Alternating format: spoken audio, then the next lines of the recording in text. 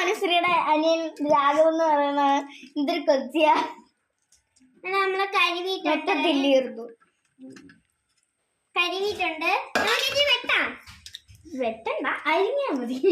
നമ്മൾ മുറിക്കുന്നത് ആ തുമ്പൊക്കെ എടുത്ത് കളയണം കേട്ടോ.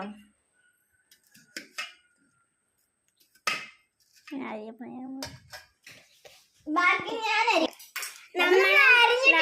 അരിഞ്ഞിട്ടുണ്ട്. നമുക്ക് ഉപ്പും മുളകും ഇടാം. ഇടാവേ.